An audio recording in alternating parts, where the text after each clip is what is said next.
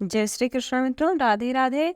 स्वागत है आपका आपकी अपने YouTube चैनल व्रत कथा प्रभास में। मित्रों, आज के इस वीडियो में आप श्रावण मास के कृष्ण पक्ष में पड़ने वाली कामिका एकादशी की परम पावन व्रत कथा को श्रवण करेंगे।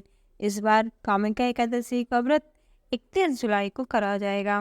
तो एक बार प्रेम से भगवान श्री हरि विष्णु के परम पावन चरणों को प्रणाम करते हुए एवं उनके स्वरूप का ध्यान करते हुए कमेंट बॉक्स में ओम नमो नारायण अवश्य लिखें। कुंती पुत्र धर्मराज युधिष्ठिर भगवान श्री कृष्ण से कहते हैं कि हे भगवान, आपने आषाढ़ शुक्ल पक्ष की एकादशी देवसैनी एकादशी का विधि विधान से महात्म्य बताया। अब आप कृपा करके मुझे श्रावण मास की कृष्ण पक्ष में पड़ने वाली एकादशी का नाम बताइए। इसको करने का क्या फल है और इसको करने से किस पुण्य की प्राप्ति होती है।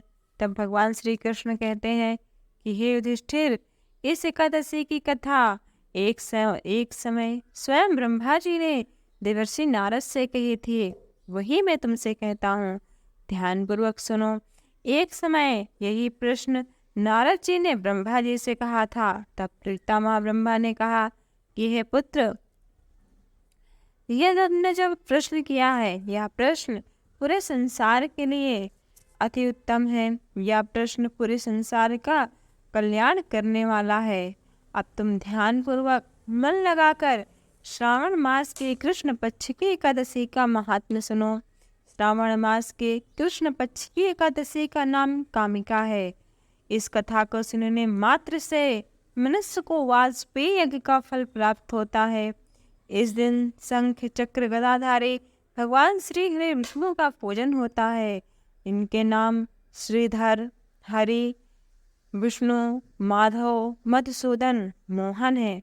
जो मनुष्य इनके विधि विधान से पूजन करता है, उसे जिस पुण्य फल की प्राप्ति होती है वह सुनो। जो पुण्य फल काशी, गंगा, नैमिषारण्य और पुष्कर में स्नान से मिलता है, वही फल भगवान श्री हरि विष्णु के चतुर्भुज रूप का पूजन करने से प्राप्त हो जाता है। जो फल मनुष्य को चंद्र ग्रहण व सूर्य ग्रहण लगने पर काशी अथवा कुरुक्षेत्र में स्नान करने से मिलता है, वही पुण्य फल मात्र कामिका एकादशी पर भगवान श्री हरि विष्णु के पूजन करने से मिल जाता है।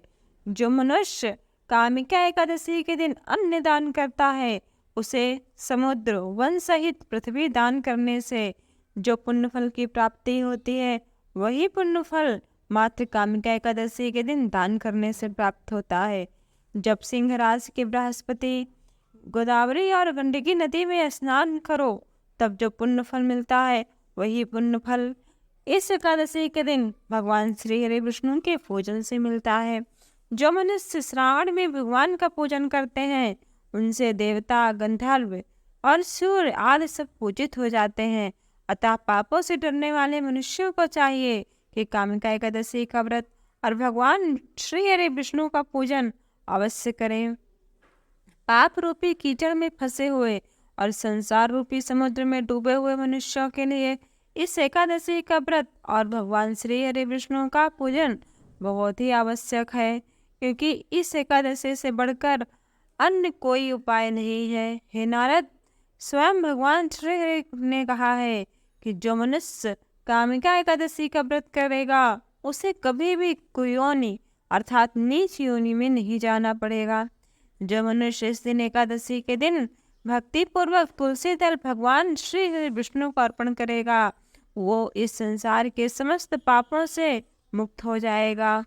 जो पुण्य फल भगवान श्री हरि विष्णु को रत्न, मोती, माणिक तथा आभूषण करने से नहीं होता, इससे कई गुना पुण्य फल मात्र तुलसी दल अर्पण करने से होता है। क्योंकि तुलसी दल पूजन का फल 4 भार चांदी और 1 भार स्वर्ण के दान के बराबर होता है। हे नारद, मैं स्वयं भगवान की अति प्रिय तुलसी को सदैव नमन करता हूँ। तुलसी के पौधे को सींचने से मनुष्य की सारी यातनाएं नष्ट हो जाती है। जो मनुष्य प्रतिदिन तुलसी का स्पर्श करता है, पूजन करता है, दर्शन करता है, वह मनुष्य पवित्र हो जाता है। अब तुम भगवान श्री हरि विष्णु द्वारा कही गई यह परम पावन एवं पौराणिक कथा को श्रवण करो। एक समय की बात है, बहुत समय पहले किसी गांव में एक ठाकुर जी रहते थे।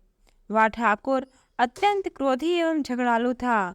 एक बार वह ठाकुर क्रोध में आकर एक ब्राह्मण से झगड़ा कर लिया और ब्राह्मण को वह जान से मार दिया। अतः जब उसने ब्राह्मण को मारा तब उसे अपने अपने अपराध का बोध हुआ। अब उसने अपने अपराध की क्षमा हेतु अन्य ब्राह्मणों से कहा कि मैंने गलती से इस ब्राह्मण की हत्या कर दी, अब आप मुझे इस ब्रह्म हत्या से छूटने का कोई उपाय बताओ। परंतु उन ब्राह्मणों ने उसके कोई भी उपाय बताने से मना किया तथा उसके किए गए कार्यों में शामिल होने से भी मना कर दिया। इसका परिणाम यह हुआ कि वह ब्रह्म हत्या का दोषी बन गया और ब्रह्म हत्या के हत्यारे को किसी भी ब्राह्मण उनके घर में न भोजन करता न पानी पीता, उन्हें समाज से बहिष्कृत कर दिया गया। तब वह घूमता फिरता एक जंगल में गया। जंगल में खोजते खोजते उसे एक महान तेजस्वी ऋषि मिले। उसने ऋषि को प्रणाम किया और सारी घटनाएं विस्तार पूर्वक बताई। उसने भगवान ऋषि को प्रणाम करके कहा, हे भगवान, मेरे ऊपर आप कृपा करो। मेरा पाप कैसे दूर हो सकता है? मेरा यह अपराध कैसे नष्ट हो सकता है? कृपा करके बताओ। वह मुनि अत्यंत दयालु थे। उन्होंने अपनी दयालुता के स्वभाव में उस ठाकुर से कहा कि ये ठाकुर, अब तुम श्रावण मास के कृष्ण पक्ष में पड़ने वाली कामिका एकादशी का व्रत करो। इस व्रत को करने के भगवान श्री हरि विष्णु को तुलसी जल समर्पण करो तथा विधि विधान से पूजन करो तथा रात में जागरण करके भगवान श्री हरि के सम्मुख गाय के घी का दिया जलाओ।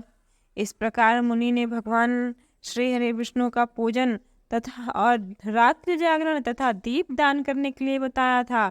उसी प्रकार वह ठाकुर ने किया।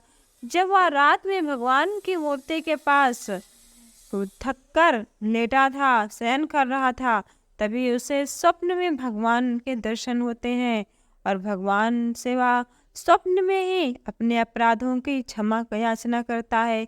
भगवान उससे प्रसन्न हो जाते हैं और उसके सभी पापों को नष्ट करके उसे क्षमादान कर देते हैं। कामिका एकादशी की रात्रि को दीपदान तथा जागरण के फल का महात्म्य स्वयं चित्रगुप्त भी नहीं कह सकते। जो इस एकादशी की रात्रि को भगवान के मंदिर में दीप दान करते हैं, उनके पितृ स्वर्ग लोक में अमृत पान करते हैं तथा जो घी या तेल का दीप जलाते हैं, वो 100 करोड़ दीपकों से प्रकाशित होकर सूर्य लोक को जाते हैं। ब्रह्मा जी कहते हैं कि ये नारद, ब्रह्म हत्या तथा भ्रूण हत्या आदि पापों को नष्ट करने वाली इस कामिका एकादशी का व्रत मनुष्य को यत्न पूर्वक करना चाहिए। कामिका एकादशी के व्रत का महात्म्य श्रद्धा से सुनने और पढ़ने वाला मनुष्य सभी पापों से मुक्त होकर भगवान श्री हरि विष्णु के परम धाम को जाता है। तो एक बार प्रेम से बोलिए भगवान श्री हरि विष्णु की जय। मित्रों, यदि आप परम पावन कथा आपको अच्छी लगी हो तो वीडियो को एक लाइक अवश्य करें और ऐसी कथाओं के लिए हमारे चैनल को सब्सक्राइब कर बेल आइकॉन प्रेस करना न भूलें। हर हर महादेव।